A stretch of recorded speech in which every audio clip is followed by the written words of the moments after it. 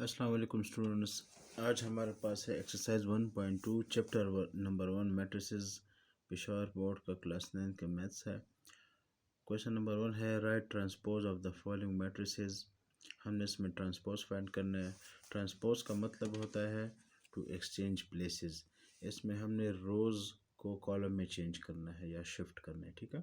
तो इसको सॉल्व करने का तरीका देखें। फर्स्ट आप लेके टेकिंग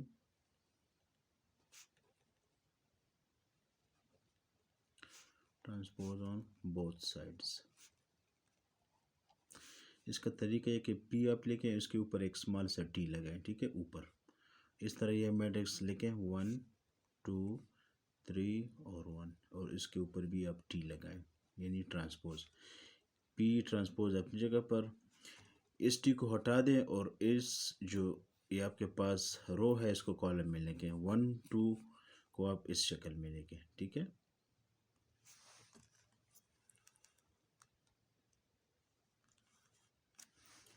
3 1 को आप यहाँ पर लेके, ये भी रो है इसको आप कॉलम में शिफ्ट करना है, ठीक है। 3 1 तो आपके पास ये पी ट्रांसपोज के आपके पास ये वैल्यू बन जाएगी, ठीक है।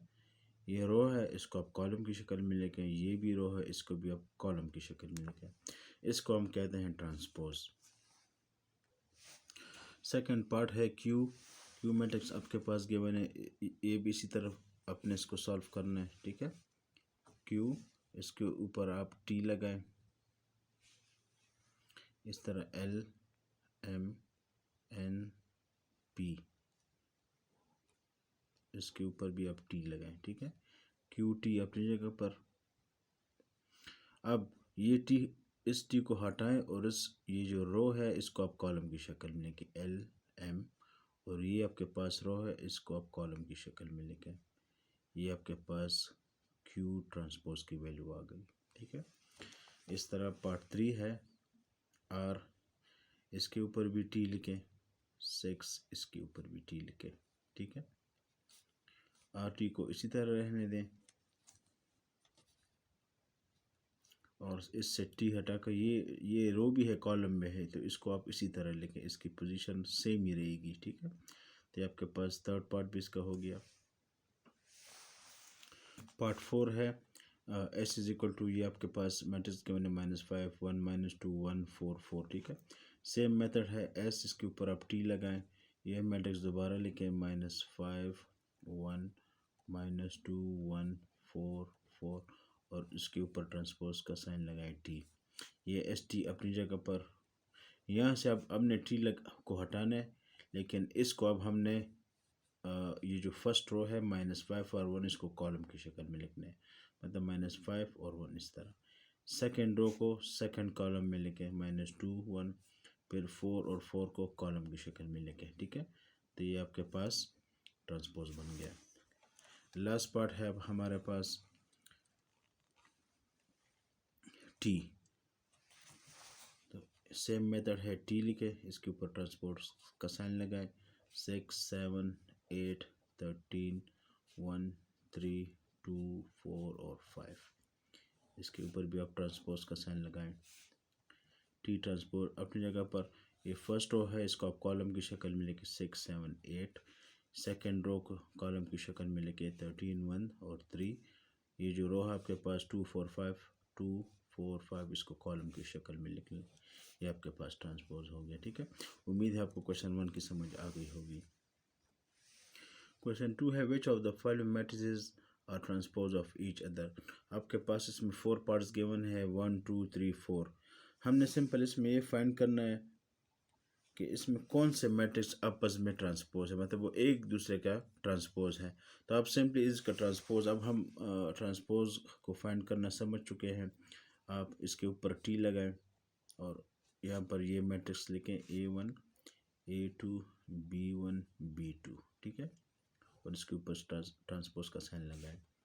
ये ट्रांसपोज की वैल्यू आपके पास, अब ये टी हटाएं और इसको ये जो कॉलम है रो है इसको कॉलम की शक्ल में लेके A1 A2, ये रो है इसको आप कॉलम की शक्ल में लेके इस तरह, ठीक है। तो ये आपके पास ए ट्रांसपोज की वैल्यू बन गई। अब अब हमने बी ट्रांसपोज की वैल्यू फाइंड करनी है। बी, इसके ऊपर ट्रांसपोज का साइन लगाएं।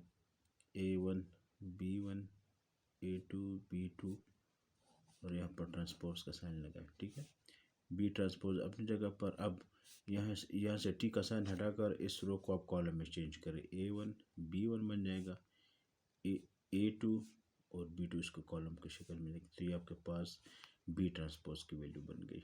ठीक है, अब इसी तरह सी की वैल्यू फाइंड करें। C transpose -3 1 -1 4 2 7। ठीक है, इसके ऊपर आप ट्रांसपोज का साइन लगाएं। सी ट्रांसपोज अपनी जगह पर। अब आप इसको शिफ्ट करिए, जो रो है इसको कॉलम में लेके। -3 1 और 7 4 2 और 7। ठीक है, ये सी ट्रांसपोज की वैल्यू बन गई। अब लास्ट पार्ट जो है 4 नंबर पार्ट डी, इसको मैं इधर लिखता हूँ। डी के ऊपर आप ट्रांसपोज का साइन लगाएं और -3 4 1 2 -1 और 7, इसके ऊपर भी आप ट्रांसपोर्ट का साइन लगा लें। डी ट्रांसपोर्ट अपनी जगह पर।